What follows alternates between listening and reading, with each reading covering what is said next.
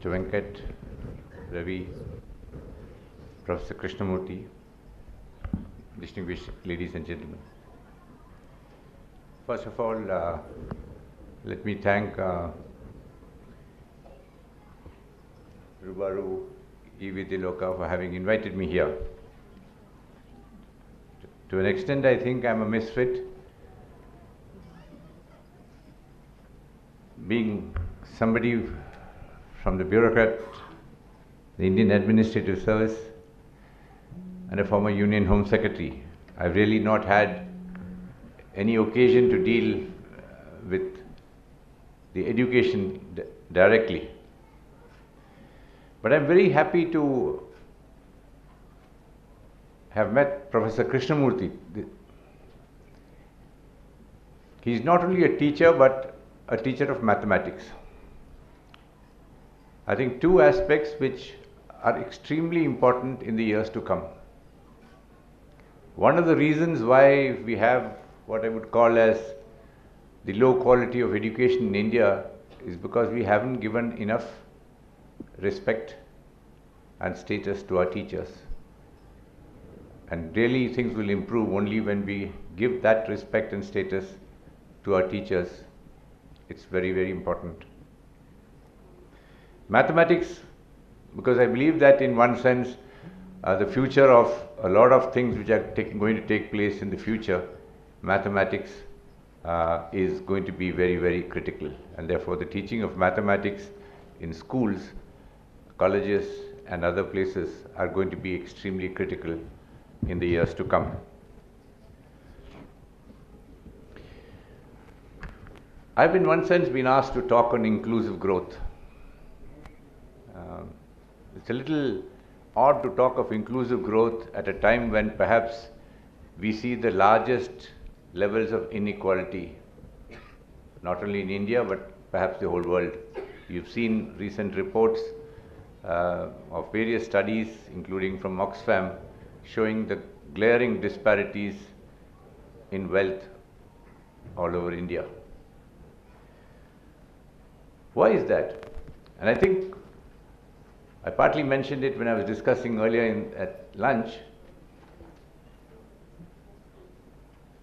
The founding fathers of India put a very great constitution for this country.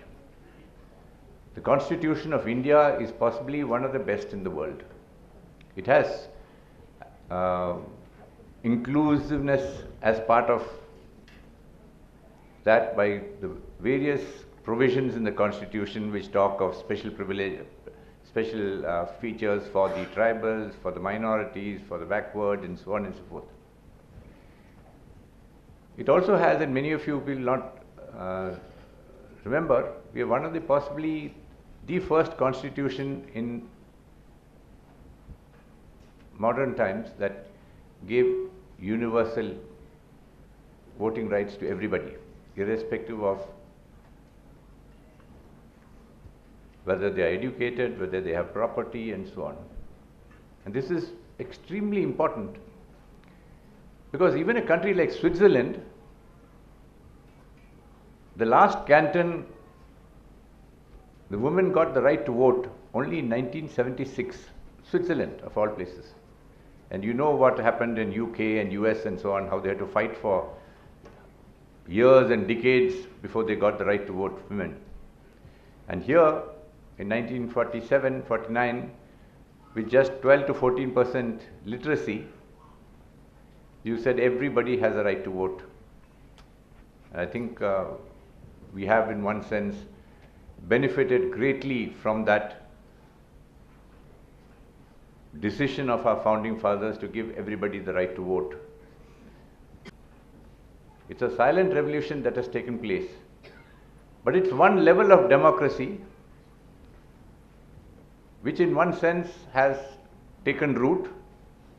But the second element of democracy where citizen participation in what I would call as decision making is yet to take part.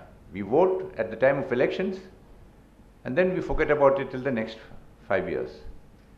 And I am almost in one sense very, very clear in my mind seen what has happened. A very large number of the politicians, political class in India have been very happy to keep the people poor. Because then only they can come every 5 years and say, here are the goodies for you and please vote for us. Priority has gone to higher education. Priority has not gone to primary education. The status of teachers has been extremely poor, if I might say so. I remember when in the 80s, when I went to Bihar as an election observer for 2 or 3 elections, every single, because all schools are the where the election booths are held, are there.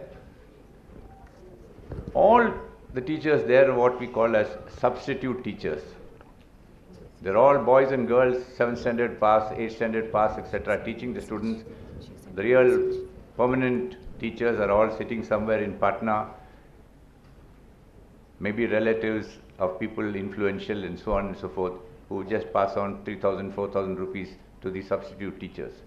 And therefore you have the quality of education as something which is there. I think it is very important for us to understand that if you do not involve the people, if you are not able to get the participation of what I call citizens and the community in education or in any other field, you will find it extremely difficult to have inclusive growth. Because there is a inbuilt bias in favor of those who are extremely privileged, like most of us perhaps in this room. There are any number of stories of growth. I remember my own in the Indian Administrative Service. I had a batchmate of mine, Mr. P.K. Shivanandan, whose father was a coconut tree climber. And he got into the IAS through the reserved category. To an extent, his children, who of course all studied in good private schools, etc., perhaps they should not have got the reservation, but they also got the reservation. They also went to studied in IITs and engineering colleges, etc. And one of them is actually set up a business in Canada. One other person is in the UK. And you can see from what level from a grandfather who is a coconut tree climber did not know how to read or write. And in 2 generations, you had this change. Inclusive growth in India will, as I put it, will not come in one sense from the very large number of programs which are there for inclusive growth. And I was just looking at some of them as when this course, I said you have the Pradhan Mantri Jan Dhan Yojana, Mudra, Setu, Skill India, Manrega, Kisan Card, PM KSY, NAM, PM Jeevan Jyoti Bima Yojana, PM Jeevan Swaksha Yojana, Atal Pension Yojana Social Security, Digital India, National Health Policy. You've seen any number of hundreds and hundreds of schemes in the center and some in the states, etc. 2 key features which are really going to make a difference for inclusive growth in the future are actually the Digital India program. Because the Digital India program is actually in one sense connecting India right down to the Gram Panchayats. It's a program which is started, delayed considerably, but at least we hope now that by the end of this year, 150,000 Gram Panchayats would have optical fiber cables right down to that Panchayat level. And according to the Government of India scheme, if all goes well, by 2020, you will have another 250,000 Panchayats. And then, of course, the next balance will take place in another couple of years more. Because that would give access. Because access is what is extremely important. I remember when I keep saying when I was in the government service and joined in the academy, our teachers, our deputy directors told us, it's very important for you in government to understand that you don't need to look at everybody, even though all are citizens of India. You have to really look at that bottom 10% of the population who have no access, who have no networks, who have no access to the government and how to get about the schemes, etc., focus your attention only on that 10%. You will be invited, you become a district collector, you will get invited by the Lions Club, you will get invited by the Rotary Club, you will become the chief guest, you will speak at all these functions. They don't need you. It is only this 10% that need you. And if you must focus your attention on that 10%, if you don't focus on that 10%, you will not in one sense get the inclusive growth that is very essential. Today what we really see, we have almost 80% of our jobs are in the informal sector. And believe me that 90% of the jobs which are going to come in future are also going to be in the informal sector. Uncertain, relatively low paid, and without much great chance of what I would call as career advancement.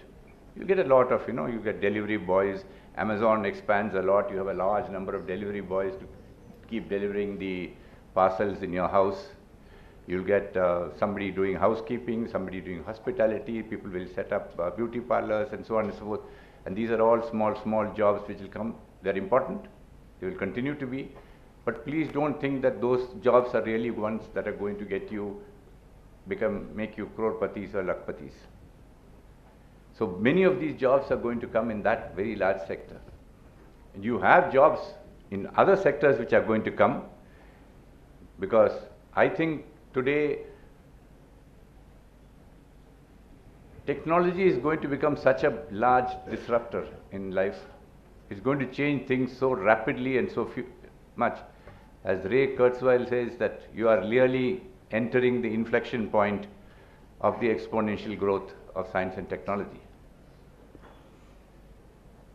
So the jobs are going to come in terms of in computers, really artificial intelligence, machine learning. You're going to get jobs in biology, genetics. You've seen the genetic revolution that is taking place in the human genome sequencing by the advent of the CRISPR-Cas9, where the cost of the human genome sequencing has come down from $10 million to less than $800. And you are getting kits for editing genes at a cost of $24. It's available, you literally can buy it off the shelf. So every school in India, literally $24 is not much, but you can do gene editing in any school in India because it's available off the shelf. That's the type of, we are talking of human transplants. You're worrying always about, do I have the body which is going to come? But already the first patents have come out in China and one in the United States, where a human heart is actually being grown inside in a pig. And the pig, you can grow pigs with human heart inside it. So whenever you need a human heart for a transplant, you just have to kill a pig. You don't have to wait for a human to die or a human heart to be made available, which is exactly identical to a human heart. See, in robotic surgery, you can see. And this is going to change so much of the disruption that is going to take place in our own. And if you see, there was this Auto Expo 2018 in Greater Noida. You must have seen it in the papers. It's all there, the advertisements and so on. And they are actually, if you talk to any of them, they are all extremely worried what is going to happen. Government of India has already said by 2030 we want to phase out petrol and diesel cars. And look at the challenges before them. But it's not something which is impossible to achieve. If I tell you that in New York today, there are more electrical chargers in New York City than there are petrol stations. California is different. California is already long gone ahead. But large industries, like our coal industry is actually, as renewable energy takes root in India, as per the Government of India program, the coal industry is actually a dying industry in India. It's only a question of time. And it's not just coal industry. The movement of coal, when it stops, you know who is the biggest loser? The Indian Railways. 35% of Indian Railways revenue comes from the movement of coal. So as movement of coal stops, the railways will have to look for something else to move. Otherwise, their revenues are going to drastically fall and they'll have to find. So every single industry is really looking at what do we do as technology really in one sense hits us. Language translation, people want to learn different languages. You won't need to, because language translation apps are already now available. It's already, you can talk in one language and it'll translate in the other language which you want to. It's already coming in. I think within the next 5 years it'll be. So if you ever go abroad, you don't have to worry about not being understood by the. What happens to all the language teachers? Is there going to be something which is important? My daughter is actually taking my grandson for handwriting classes. He goes for handwriting to improve his handwriting skills. And people were saying that, what is this handwriting? In 5 years' time, he won't even need to write. He's not going to be, because it's all going to be on the laptop or the desktop or this thing. Where is the handwriting going to come? We stop writing. So the whole changes which are coming in this whole sector is not only just disruptive, we are really going to have to face serious challenges. And especially for people like us who are senior citizens, we are really going to have to really worry about how do we cope with this. Because the challenges, as I put it, as in the next few years are going to come, is you're going to have to worry about what I call as different human rights. You'll have to worry about giving me the right to be natural. I don't want to have an implant in my body which will, tell the doctor whether something is wrong with me or not. And insurance companies perhaps will say, sorry, if you don't have that, then I jack up your insurance premium. So many different rights are going to come up which are going to be extremely critical as you move forward. And inclusive growth, to an extent, is going to be extremely challenging to achieve. Because if 65% or 70% of your people are in the agricultural sector, and the average earnings there are extremely low, your average size of the farm is half an acre, what kind of income are you going to really give him? You're really talking, when you say you'll double farmers' incomes by 2022, you're going to double it from what? $1.50 to $3, which is not really taking him anywhere. By the time half, maybe inflation and other things will catch up with it, and you're not going to. So the challenge for us in one sense is to how do we skill. You've got the National Skill Mission, the challenge will really be in terms of moving this to a much larger, not just in terms of size, but being able to, what I would call as, even if somebody's income is from 10,000, it becomes 20,000. It is important, because in that community and in that area which is part of India, you just cannot have everybody being what we call in the 21st, 22nd century. I go to some of the areas in the northeast and so on, and I talk to them of this technological disruption and so on and so forth. They say, we don't care. We can manage being in, you may call, what we call as the 18th century, and we are happy with it. We have got our own this thing, we survive on our own this thing, we don't need all this high-tech gas, we'll still survive. And that's going to be also part of this whole movement, because you can keep them out, they will still stay out, because it's not possible for everybody to be a machine learner, everybody to be a robotics expert, or everybody to be in biogenetics and so on. So and you will then have to find ways in which you will manage this part of the society. And this is where I come to the most important part of inclusive growth, is where you will have what I call as in local self-government and the community participation. Because if you don't have local community participation and citizens' participation in democracy, you really don't have that inclusive growth which you are talking about. And I mention it in stark contrast to what I would call as, I'm just giving an example, is the example of Jammu and Kashmir. You talk about Jammu and Kashmir and you worry about why the people are throwing stones, why they are worried about, why are they alienated and so on and so forth, is because they have no stake in the system. And why do they not have a stake in the system? It's primarily because you concentrated so much power in the state government, and in one sense you want to put it in the central government, that there is no decentralized power anywhere. If you want a street light in Jammu and Kashmir, you are either going to somebody in Srinagar or in Delhi to try and get it sanctioned. The 73rd and 74th amendments do not apply in J&K, therefore the Panchayat Act which is there is quite absurd, where you have even an MLA is the block panchayat president and so on. So if there is no stake in the system, why do you expect them to participate? And this is what I said. You may say, okay, state government is corrupt, so what? Decentralized corruption. Let the corruption come to the lower levels, it will be much less than what it will take place at the state level. And therefore it is very important for local participation to be involved, so people can then feel, I have a stake, I can do something and get things done at the local level.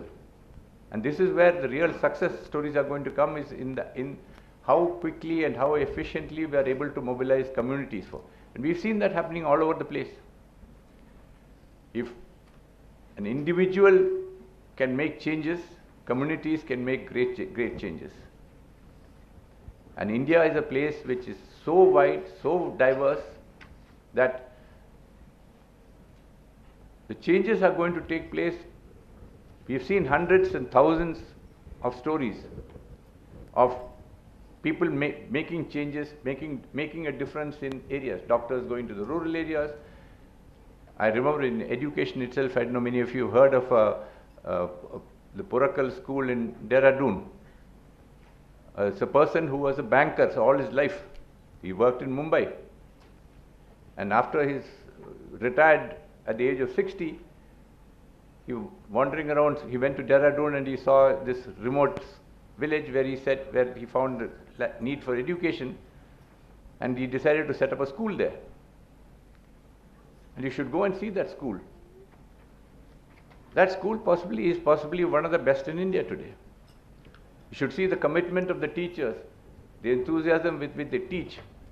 And students from there over the last few years have gone all over. They are working in not only in the metro cities, in multinationals, they've actually all gone abroad. They're doing their masters and doctorates in the United States and England, and all from a rural area